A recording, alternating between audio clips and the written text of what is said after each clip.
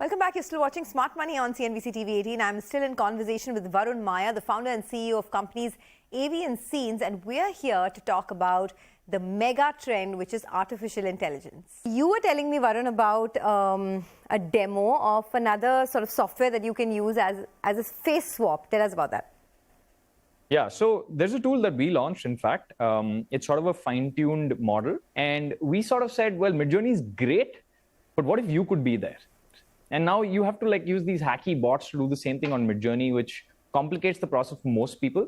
So we built a tool called Alpha CTR. It's called, the URL is alphactr.com, where, again, great outputs with a simple prompt. So let's just show you an example of you, Sonia, in the scene. Right? We just prompted for Sonia in a nice fancy little studio. Oh, wow. And as you can see, this is one output. Let's show some others. I look pretty cool. Oh, that's nice. And this you generated in how long? In what, seconds? Few seconds. Right? So all you have to do is go to the wizard. And I could quickly go to the wizard and just ask for anything. I could say Sonia as Supergirl. Right? So essentially, it allows you to live out your dreams of being whoever, wherever, and with high resolution. In fact, this is silly, but I know that a lot of people in my circle travel just to take pictures. They travel just to get that one Instagram selfie standing in front of the Eiffel Tower, right? Now it's sort of like, you don't need to do that. Yeah, it's too convenient. But okay, I have a question here. The first question I was asking you, right, whether my job would be taken. Now you've generated this. And you can use 11 Labs to do text-to-speech, right? And sort of record my voice and put it on there. Do you even need people anymore? Do you need human form anymore if you have all of this to kind of... I understand this whole thing about, you need somebody to do the thinking. So that's like a couple of people here and there. But in general, do you need, sort of, what do you call them? Expensive assets. You can just work with all of this, right? Yeah, but think about offline, right? Like, for example...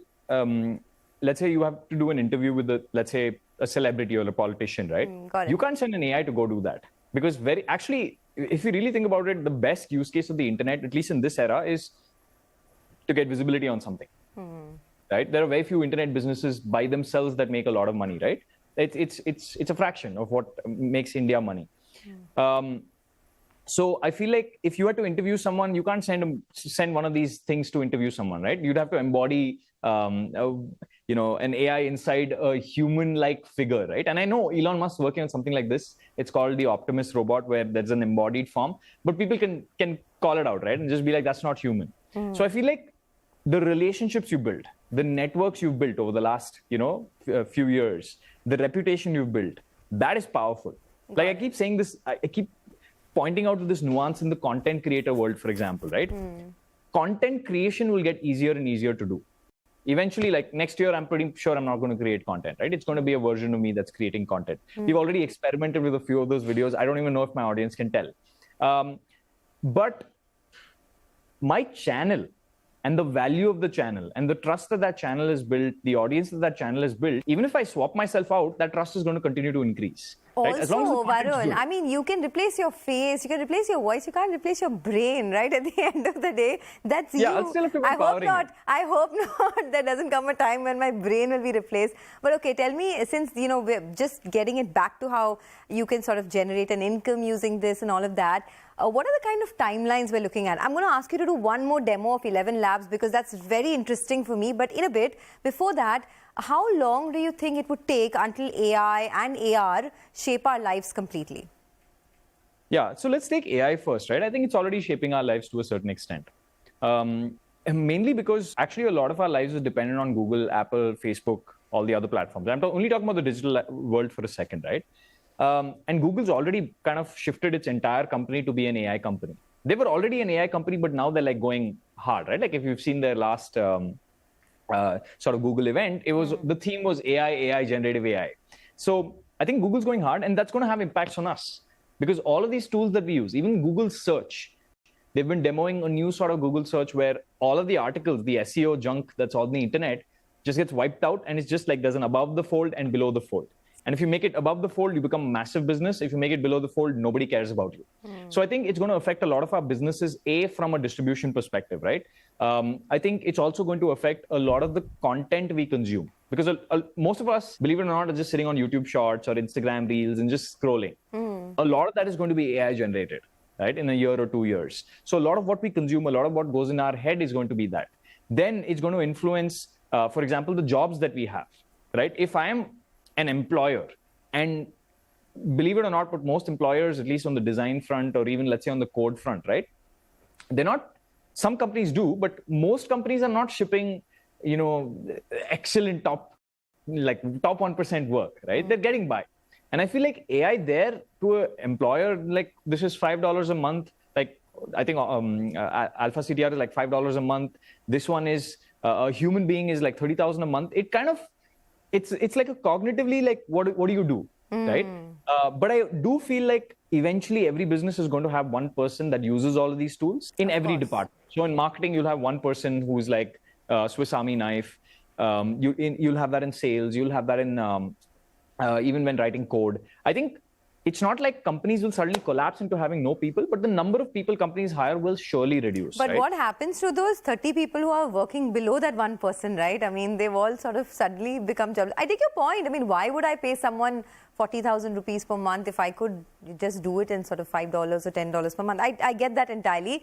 But before we run out of time, I want to squeeze in one question on 11 Labs, because it's very interesting, right? I mean, this whole text-to-speech thing. You don't need to be there if you want to do a podcast anymore. I mean, your voice modulation could just do it for you until the end of time. So just explain to us, if you can give us a short demo for people who don't know about 11 Labs yet. Sure. So 11 Labs is very simple. There are lots of open source versions of this as well. There's one called Tortoise TTS. You give this tool a lot of samples of the voice that you want to clone, right? And then finally you type in text. Right? Once it's trained on your voice, or rather, it's also doing a fine tune on your voice. Then you say, well, say this statement, right? The flowers in New York City are beautiful. And then it will say those words in the voice of the person that you trained it on, with the nuances of like ums, buts, pauses, etc. Right? So it's a beautiful tool. Let's show you a sample. Sure. Let's bring up a sample on screen. So who are we cloning today? You tell me. Let's play it and let's see what the sample's like. Anyone? I mean, that's Jeff Bezos? An AI application that can help you automate and optimize your business processes, generate test cases, debug code, and even generate new business ideas.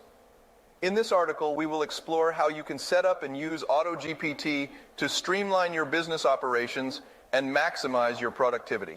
Thanks. Okay, got that. Yeah, that was not real. So I wish it was, but that was not real. So I no longer believe phone call recordings, for example. Oh, that was not Jeff Bezos. No, that was not Jeff. It was, let's just call it a copy of Jeff, right? Wow. Or let's just say it's the AI version of Jeff's voice. And we're able to make him say anything. Now, where's the gray area? What can we do? What can't we do? No, none of these rules are written down, right? So right now it's absolute chaos. Most people are, running YouTube channels with Jeff's face, Elon's face, their voices, and running scams. That's what it's being used for. But eventually somebody's going to find great use cases for it. So, I have a query, right? I mean, there are, of course, a lot of these AI platforms that help you with your investments as well. By giving you data, research. There's Perplexity AI that you were talking about earlier. But how are these different from regular chatbots? Yeah, so I think compared to ChatGPT, Perplexity AI does two things. And we can bring up Perplexity on screen, please. So Perplexity can do two things, right? A, it can scout the internet. Now, ChatGPT can also scout the internet, but Perplexity is weighted on some different kinds of, for example, it's weighted heavily on PubMed. It's weighted heavily on Wikipedia, right? It's forced into sort of the directions of, let's say, more intellectual sources. And then Perplexity also gives you sources, right? So if it's giving you like a piece of text saying, well, this happened last week, here's a source. Well, this happened the other week, here's a source, right? Sometimes ChatGPT can tend to hallucinate, right? ChatGPT can, like I said, right? Like it's not a real person, you know that, right? It's not a real person, right? But you know what? To give ChatGPT credit, real people hallucinate all the time, right? Or they talk nonsense all the time. They've just learned the wrong pattern, so they think that it's the right pattern. Okay, so can you do a prompt for me? Like, I mean, sure. I don't know, I'm just thinking about Let's talk about the keto diet. A lot of people have been very interested in the keto diet. Let's ask Perplexity, what are the dangers of a keto diet? But that's something that even Google will give you, right? Yeah, but Perplexity will give you a script that you as a YouTuber or creator can go now read on screen. Right? Obviously, and Perplexity also gives you these follow-up questions. So you can get very nuanced about it. We're like, well, with the keto diet, 50 fats per day or 50 grams of fats per day, is that too much? So you can ask very micro-specific questions, and it's not going to be SEO content. On Google, the problem is the top, let's say, 5 links are just going to be people that have just won the click war.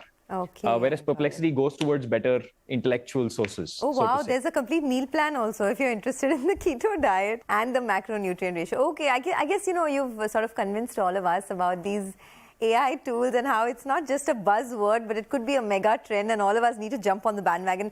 Varun, we have to take this to another episode. We've run out of time here, but thank you so much for joining in and being a part of Smart Money. Appreciate it. My pleasure. Okay, folks, with that, it is curtains down on this edition of Smart Money. We love receiving feedback from you, so keep writing into us. Thanks a lot for watching.